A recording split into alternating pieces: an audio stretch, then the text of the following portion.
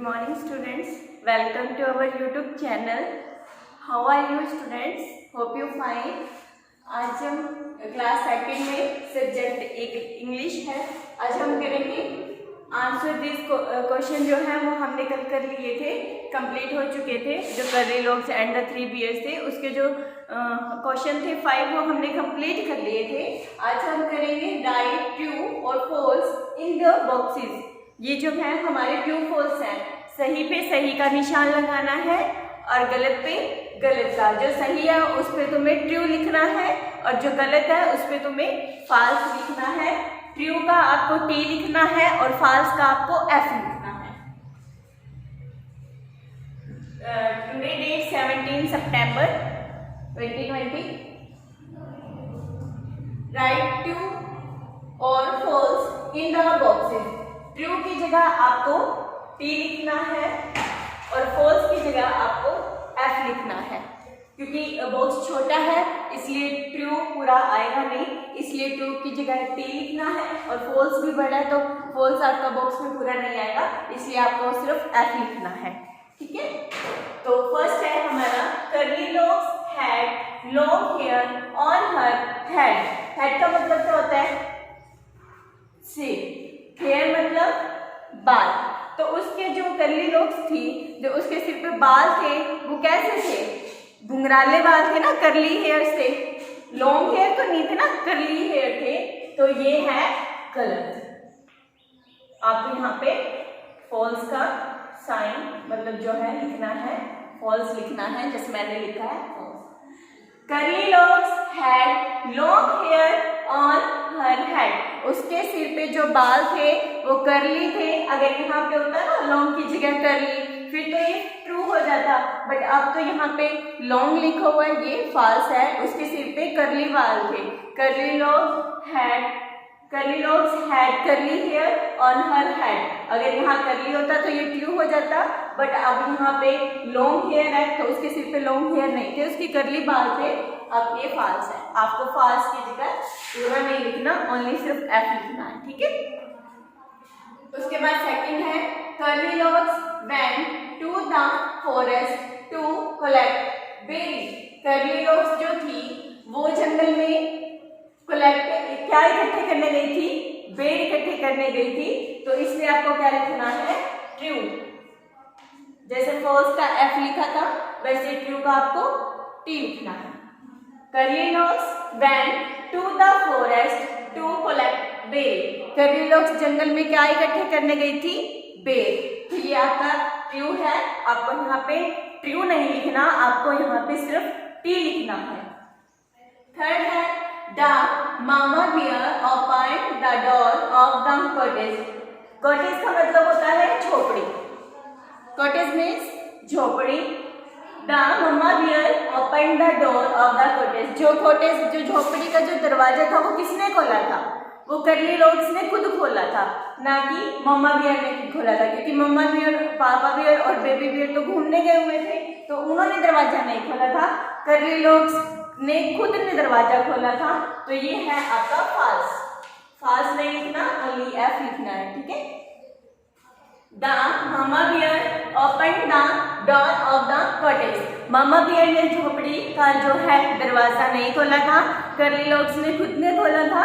तो ये जो है आपका फॉल्स आएगा, आपको एफ लगाना है. उसके बाद है curly Locks ate the porridge from the big bowl. Curly Locks ने बड़े वाले बाउल में से खिचड़ी. पोरेज मतलब होता है खिचड़ी. PORRIDGE porridge. पोरेज मीन्स खिचड़ी. तो Curly Locks ate the porridge from the big bowl. क्या कर्ली लॉक्स ने बड़े वाले बाउल में से खिचड़ी खाई थी? तो हाँ, उसने तीनों में से खाया था. उसने तीनों में से उसके जो बाउल थे उसमें खा के उसने ट्राई किया था कि जो उसको सही लगा उसने वही खा लिया था सारा का सारा. और उसको कौन से वाला सही लगा था? जो टीनी बाउल था, जो सबसे छोटे वाला बाउल था, वो उसको सबसे अच्छा लगा था और उसने सारा जो है पॉरेज खा लिया था. बट उसने ट्राई तो तीनों में से किया था ना. तो यहाँ पे आपको आएगा ट्रू. ट्रू. तो आपको ट्रू पूरा नहीं लिखना, ओनली टी लिखना है क्योंकि बॉक्स इतना बड़ा नहीं होता, इसलिए आपको सिर्फ टी का ही साइन डालना है. उसके बाद 5 है curly locks run out of the cottage in fear. क्या कर्ली लॉक्स डर के मारे वो बाहर भाग गई थी? तो जब उसने तीनों जो बियर्स थे जो वो वापस आए थे, तो उन्होंने जब देखा कि 3 बियर्स हैं उसके सामने, जब वो उठी और उसने अपने सामने 3 बियर्स को देखा तो वो क्या हो गई? फ्राइटेंड हो गई, वो भयभीत हो गई थी और इसीलिए वो कॉटेज से बाहर भागने लगी। तो ये क्या है? फियर मतलब होता है डर, कॉटेज मतलब होता है झोपड़ी, रन आउट बाहर की तरफ वो भाग गई। तो ये आपका क्या है? ट्रू। तो ये बात सही है कि कर्ली लॉक्स डर के मारे बाहर भाग गई थी। Curly locks run out of the cottage in fear.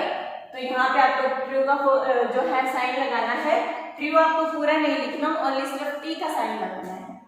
एक बार फिर से देखो, राइट ट्रू और false in the boxes. First है curly locks had long hair on her head. उसके जो सिर पे बाल थे क्या वो लॉन्ग थे? क्या वो बड़े थे? नहीं, उसके जो सिर पे बाल थे वो कर्ली थे। अगर यहाँ पे कर्ली होता तो आपको ट्रू लगाना था, बट अब लॉन्ग हेयर लिखा है तो आपको फॉल्स लिखना है। यहाँ पे फॉल्स पूरा नहीं लिखना, ओनली एफ डालना है क्योंकि बॉक्स ये बड़ा नहीं है इसलिए आपको एफ डालना है। उसके बाद है curly Locks went to the forest to collect berry. जो कर्ली लॉक्स थी वो जंगल में क्या इकट्ठे करने गई थी? बेर इकट्ठे करने गई थी। तो यहाँ पे आपको क्या लगाना है? ट्रू। ट्रू मतलब टी का साइन लगाना है। ट्रू का मतलब होता है सही और फॉल्स का मतलब होता है गलत। उसके बाद है the mamma bear open the door of the cottage. क्या झोपड़ी का दरवाजा था? क्या वो मम्मा बियर ने खोला था? नहीं, वो दरवाजा जो था वो कर्ली लॉक्स ने खुद ने खोला था। तो यहाँ पे आपको क्या लगाना है? False, F. उसके बाद है fourth Curly Locks ate the porridge from the big bowl. क्या कर्ली लॉक्स ने बड़े वाले बाउल में से खाया था? हाँ सही है, उसने कर्ली लॉक्स ने तीनों बाउल में से खाए थे। तो यहाँ पे आपको ट्रू का मतलब टी का साइन लगाना है। उसके बाद लास्ट है 5 curly locks run out of the cottage in fear. Curly locks डर के मारे वो बाहर भाग गई थी। तो यहाँ पे आपको ट्रू का साइन लगाना है। तो वो जब उसने तीनों बियर्स को देखा था तो वो फ्राइटेंड हो चुकी थी, भयभीत हो चुकी थी, इसलिए वो डर के मारे वो कॉटेज मतलब झोपड़ी, फियर मतलब डर, और वो झोपड़ी से बाहर भागने लगी थी। आपको यहाँ पे ट्रू टी का साइन लगाना है, ठीक है। अब है उसके बाद fill in the blanks. Curly Locks lived in a dash village. जो कर्ली लॉक्स थी उसका जो गांव था वो कैसा था? स्मॉल था या बिग था? उसका जो गांव था वो स्मॉल था। Lived in a small. आपको यहाँ ब्लैंक्स में आपको पूरा फिल करना है। Small village. Curly Locks lived मतलब होता है रहना, इन ए स्मॉल, स्मॉल मतलब छोटा, विलेज मतलब गांव। जो कर्ली लॉक्स थी वो एक छोटे से गांव में रहती थी। अब यहाँ पे स्मॉल और बिग है तो आपको स्मॉल के ऊपर ऐसे या तो टिक का साइन लगा दो या फिर इसको ही सर्कल कर दो, तो दोनों सही है। आपको यहाँ पे स्मॉल लिखना है, SMALL, स्मॉल मतलब छोटा। सेकंड है the cottage was dash the forest. जो कॉटेज था वो कहाँ पर था? जंगल के कहाँ पे था? नियर मतलब होता है नजदीक, इनसाइड मतलब होता है अंदर। तो कहाँ पे था जो कर्ली लॉक्स जो कॉटेज था, जो झोपड़ी उसको दिखी थी जो जंगल में, वो कहाँ पे थी? नियर। आपको यहाँ पे नियर पे टिक करना है और आपको यहाँ पे नियर फिल कर देना है। नियर मतलब नजदीक, इनसाइड मतलब अंदर, फॉरेस्ट मतलब जंगल और कॉटेज मतलब झोपड़ी, ठीक है। The cottage was near the forest. आपको यहाँ पे नियर के ऊपर जो है छोटा सा टिक कर देना है और नियर ही आपको यहाँ पे भर देना है, ठीक है, फिल कर देना है। इसके बाद थर्ड है curly locks dash the door open and went in. जो कर्ली लॉक्स थी उसने जो दरवाजा था वो कैसे उसमें था? पुश्ड मतलब खींचना और पुट मतलब धकेलना। तो उसने जो है पुष्ट किया था दरवाजे को, उसने खींचा था तब उसका जाके दरवाजा जो है वो खुल गया था। आपको पुष्ट यहाँ पर लिखना है PUSHED, पुष्ट। Curly locks pushed the door open and went in। तो उसने जो कर्ली लॉक्स थी, जो उसने जो दरवाजा था वो खींचा था, पुश किया था और उसका जो दरवाजा था वो खुल गया था। उसके बाद है dash the bowl of porridge were kept on the dining table. उसने जो डाइनिंग टेबल पे जो रखे हुए बॉल्स थे वो कितने थे, उसने कितने देखे थे? 2 देखे थे? नहीं, क्योंकि फैमिली में तो 3 जने थे और जो टेबल के ऊपर जो रखे हुए थे बाउल वो कितने थे? वो 3 थे। आपको 3 के ऊपर जो है टिक कर देना है, छोटा सा टिक कर देना है और वही 3 आपको यहाँ पे फिल कर देना है। THREE 3 bowl of porridge were kept on the dining table. आपको 3 का जो है वो आपको यहाँ पे लिख देना है। 3 मतलब 3 बाउल उसने देखे थे डाइनिंग टेबल पे के ऊपर जो रखे हुए थे।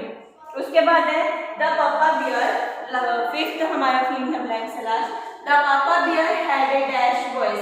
जो पापा बियर की आवाज थी वो कैसी थी? सॉफ्ट थी? नहीं, उसकी आवाज ग्रफ थी, वो गुर्रा के बोला था, काफी डरी हुई आवाज से, मतलब काफी डांटने वाली जो आवाज होती है वो वैसी आवाज थी, उसकी ग्रफ वॉइस थी। तो आपको यहाँ पे ग्रफ लिख देना है GRUFF। The papa bear had a gruff voice. जो पापा बियर की आवाज थी वो सॉफ्ट नहीं थी, वो मुलायम नहीं थी, वो ग्रफ वॉइस थी उसकी। एक बार मैं फिर से दोबारा रीडिंग करती हूँ, ध्यान से सुन लेना। राइट ट्रू और false in the boxes. Curly locks had no hair on her head. आपको यहाँ पे फॉल्स का साइन लगाना है। Curly Locks went to the forest to collect berry. वह जंगल में क्या इकट्ठे करने गई थी? बेर इकट्ठे करने गई थी, तो यहाँ पे आपको ट्रू का साइन लगाना है। उसके बाद है the papa bear open the door of the cottage. जो कॉटेज का दरवाजा था वो कर्ली लॉक्स ने खुद ने खोला था, तो यहाँ पे आपको फॉल्स का साइन लगाना है, F लगाना है। उसके बाद है curly Locks ate the porridge from the big bowl. जो कर्ली लॉक्स थी जो उसने बड़े वाले बाउल में से खाया था, तो आपको यहाँ पे ट्रू का साइन लगाना है।